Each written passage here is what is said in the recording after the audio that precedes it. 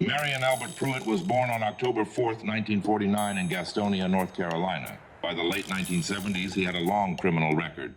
Bank robbery, attempted murder, multiple parole violations. In 1979, Pruett was serving time in a federal prison in Atlanta, Georgia. When a fellow inmate was found dead, Pruett claimed he witnessed the killing. He agreed to testify. Federal officials made him a deal: $800 in cash, a new identity as Charles Sonny Pearson, and entry into the United States Federal Witness Protection Program. Before we dive into this shocking story, welcome to 10 by 10 Confidential, where we bring you the most fascinating true crime cases with forensic detail and documentary-style storytelling. If you're enjoying this content, please smash that like button and don't forget to subscribe and hit the notification bell so you never miss our next deep dive into the criminal mind. Now let's get into the disturbing case of Marion Albert Pruett, the Mad Dog Killer. The program was designed to protect witnesses from retaliation, but there was little oversight. No regular monitoring of protected witnesses once they were released. Years later, according to court testimony, Pruett admitted the truth. He didn't witness the prison murder, he committed it himself. Under his new identity, Pruett relocated to Rio Rancho, New Mexico with his common-law wife, Pamela Sue Barker. But Pruett had developed a cocaine habit. According to his trial testimony, he was spending $4,000 per week on drugs. On March 1st, 1981, Pamela contacted Deputy United States Marshal Ruben Chavez. She said Pruett had threatened her life. Chavez scheduled a meeting for March 3rd. She never made that appointment. On March 2nd, Pamela Sue Barker disappeared. 6 weeks later, authorities discovered her body in the desert in Sandoval County, New Mexico. She had been beaten to death with a hammer and set on fire. Sheriff Ferrara detained Pruett for questioning. Marshal Chavez told the sheriff about Pamela's phone call, but according to court records, he didn't reveal Pruett's status as a protected federal witness. He didn't disclose Pruett's violent criminal history.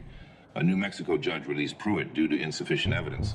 On June 1st, 1981, Pruett left the Witness Protection Program and left New Mexico.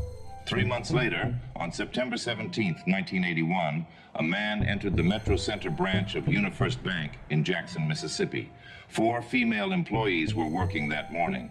One was 43-year-old Peggy Lowe, a loan officer. She lived in Brandon with her husband Ed, her son Mark, and her daughter Lana. According to trial testimony, the robber forced Peggy Lowe out of the bank at gunpoint. He drove away with approximately $7,000. He took her across state lines into Alabama to a remote wooded area in Sumter County. According to the suspect's sworn testimony at trial, he forced Peggy to remove most of her clothing to prevent her escape. Then he returned to his car and injected himself with cocaine. When he came back, he gave her instructions.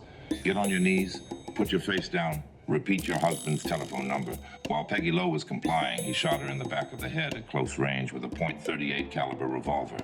Peggy's body remained hidden in those Alabama woods for 41 days. On October 12, 1981, just weeks after the Mississippi bank robbery, a man arrived in Fort Smith, Arkansas. It was Sunday.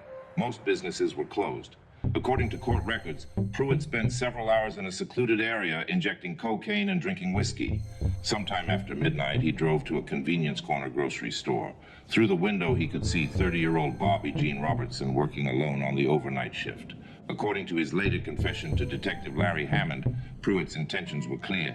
In his own words, I pulled in and was going to get gas, and I seen that there was a girl working there by herself, and I said, well, hell, I think I'll just rob her and kill her, so that's what I done. And Pruett robbed the store of $163. Then he forced Robertson to a wooded area just east of Southside High School. There, he shot and killed her.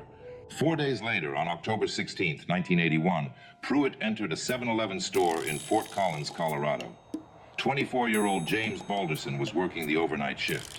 He was an Eagle Scout, a college student. Pruett robbed the store and shot Balderson in the head. The robbery netted $33, some beer, and a few candy bars. Less than 1 hour later, 13 miles away in Loveland, Colorado, a customer found 21-year-old Anthony Tate lying in a pool of blood at another 7-Eleven. Tate was a Colorado State University sophomore. Loveland investigators immediately connected the two cases. Same night, same method, same weapon. For both murders, Pruett had stolen approximately $58. On October 17, 1981, Texas state troopers stopped a vehicle for speeding near Stratford, Texas. A routine license check revealed the driver was wanted in Mississippi for armed robbery. The 7-month killing spree was over. Pruett was returned to Mississippi to face murder charges. While in custody, Detective Hammond interviewed him about the Arkansas murder. Pruett provided a detailed confession. Then he held a press conference. He implicated himself in multiple crimes and referred to himself as a mad dog killer. On October 28, 1981, Pruett led authorities to Peggy Lowe's body in Alabama. Pruett faced justice in 4 states. In Mississippi, he was convicted of capital murder for Peggy Lowe's death and sentenced to death. In Colorado, he pleaded guilty to both murders and received 2 consecutive life sentences. In New Mexico, he was tried for Pamela Barker's murder. He admitted robbing her but denied killing her. The jury convicted him, life in prison. In Arkansas, after a 9-day trial, the jury found him guilty of capital murder.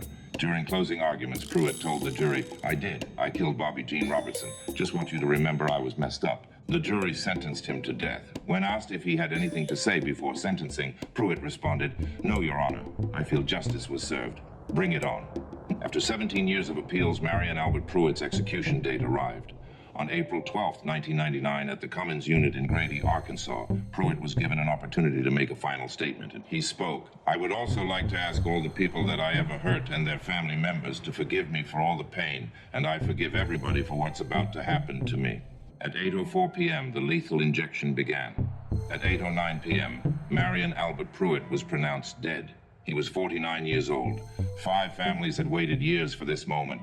5 lives taken during a 7-month cocaine-fueled rampage in 1981. All because the federal government gave a violent criminal a new identity and set him free without verifying his story. The Witness Protection Program was designed to fight crime. In Marion Albert Pruett's case, it unleashed one. The Marion Pruett case remains one of the most troubling examples of how the Witness Protection Program can fail with devastating consequences. 5 innocent lives were lost because the system didn't verify the truth. Thanks so much for watching this episode of 10 by 10 Confidential. If you found this story as shocking as we did, please hit that like button and subscribe to our channel for more true crime deep dives. And here's a question for you. Do you think the Witness Protection Program did enough to prevent cases like this, or should there be stricter oversight? Let us know your thoughts in the comments below. Until next time, stay informed and stay safe. The events depicted in this video are based on publicly available court records, news reports, and legal documents. All individuals are presumed innocent until proven guilty in a court of law. This content is presented for educational and informational purposes only.